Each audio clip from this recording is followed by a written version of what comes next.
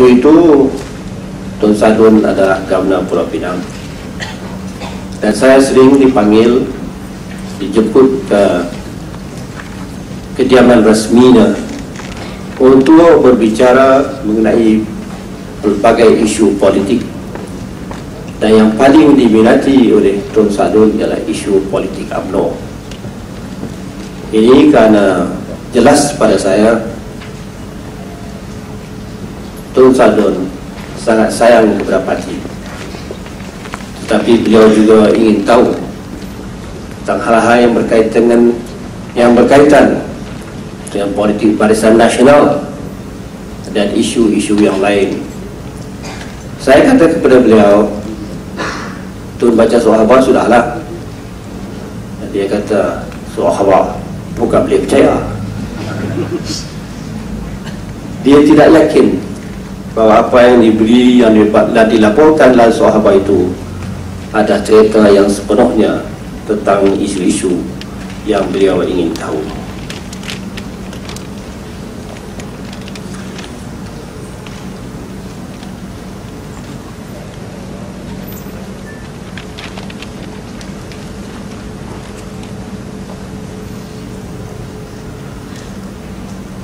Apa yang menjadi perkara yang diingatkan kepada saya adalah perkara-perkara yang bersabit dengan keperluan rakyat, apa yang dikehendaki oleh rakyat, apa yang menjadi tuntutan rakyat. Ini selalu menjadi perkara yang diperingatkan saya. Abdullah, you must remember that you have a responsibility as a wakil rakyat to the kepala atas people, but at the same time it is equally important that your role will be a national role, because you are already in the government, you are already a member of the administration, and it is your duty to ensure that the needs of the rakyat, the aspirations of the rakyat must be fulfilled. Ingatan ini selalu diberikan kepada saya, dan jelas sekali juga bagi orang Pulau Pinang tentu amat tahu Tun Sadun walaupun sebagai governor, yang sepatutnya governor tak payah buat apa-apalah, semua memenuhi peranan protokol yang dikehendaki, tetapi beliau sendiri turun ke bawah. Di mana sahaja ada masalah, maka sampailah Tun Sadun untuk mendengar masalah orang kampung dan untuk memberi arahan-arahan yang tertentu supaya tindakan-tindakan diambil. Dia tak boleh duduk senyap sebenarnya, tak boleh duduk senyap, sebab dia ada sebagai orang pejuang yang tidak boleh dipisahkan daripada rakyat, yang tidak boleh dilupakan. He cannot be made to forget about the problems of the people. He could not be made to confine himself to his official residence and not to worry about the problems of the riot, but these problems will be tackled by the government of the day. But he refused to be confined to his official residence. He prefers to go out to meet the people, to listen to their problems and help them in whatever way he could. This was his style. This had been his style even before, when he was a minister in the federal government, in our government.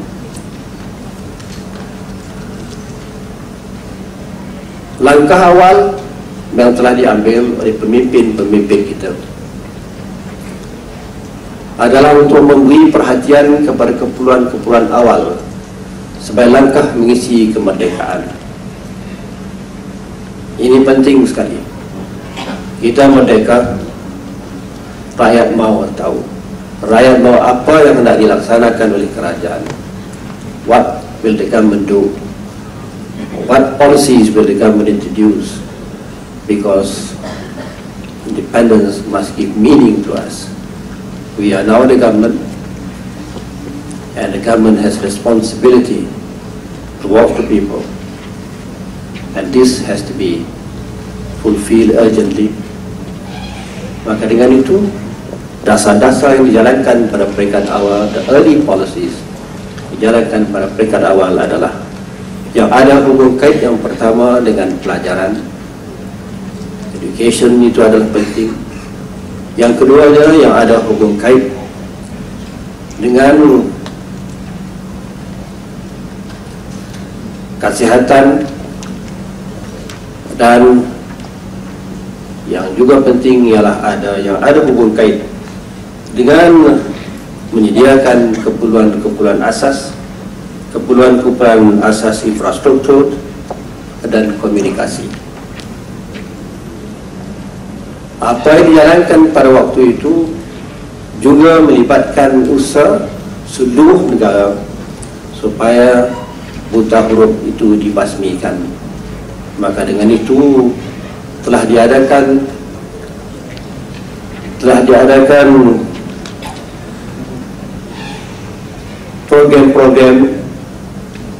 program-program yang memberi latihan kepada rakyat kita, yaitu yang dipanggil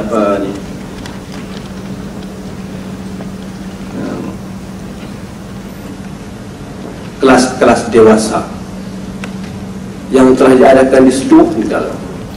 Kerana kerajaan berpendapat pada waktu itu ada amat penting sekali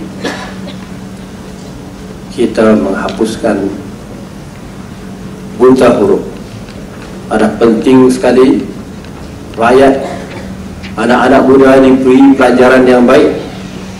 Maka dasar pelajaran razak telah pun dilaksanakan dan dipastikan supaya peluang-peluang pengajaran dan pembelajaran yang bermutu diperluaskan ke seluruh negara. Saya sendiri amat memahami tentang perkara ini. Sebagai seorang pelajar di Sekolah Melayu Pematang Bertam, amat tahu sekali apa yang ada di sekolah itu, apa kemudahan yang ada di sekolah itu yang boleh dimanfaatkan oleh kami sebagai pelajar-pelajar Sekolah Melayu pada waktu itu. Sekolah menengah tidak wujud. Sekolah menengah yang paling dekat sekali ialah Bukit Bertajam, High School Bukit Bertajam, jauh juga, ataupun sekolah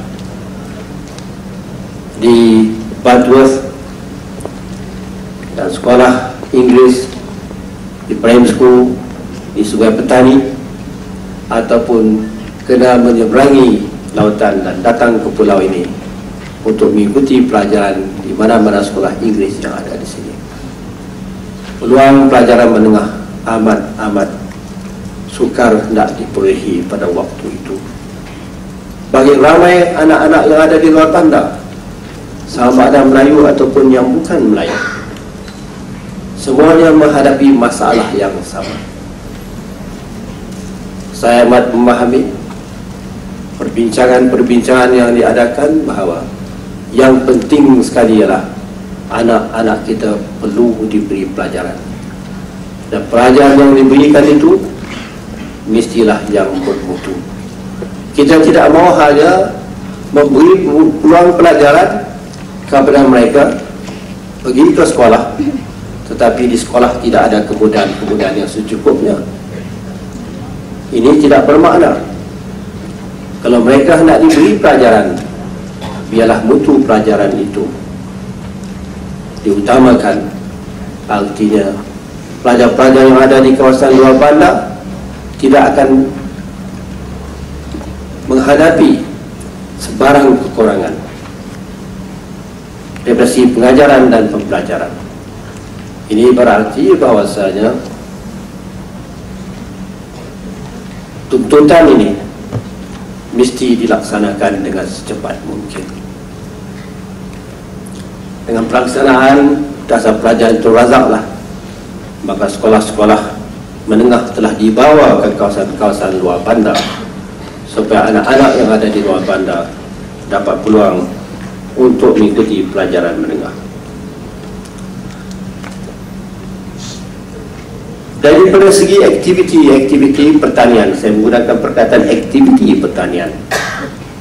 Saya tidak menggunakan program-program pertanian. Aktiviti pertanian itu pun perlu diperluaskan juga, supaya aktiviti ini akan dapat memberi ulangan secara kecil untuk membantu rakyat yang ada di kawasan luar bandar. Apa yang berlaku selepas itu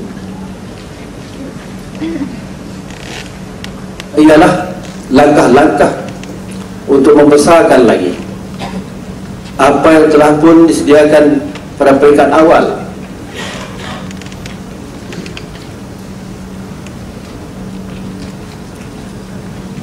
Program-program pada peringkat awal itu, sebagaimana yang saya sebutkan tadi, adalah berupa program-program asas, dan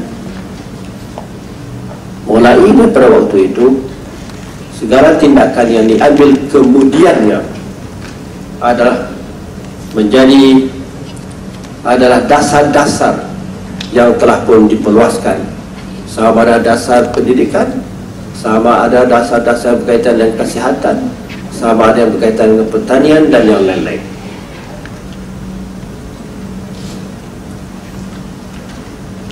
Saya ingat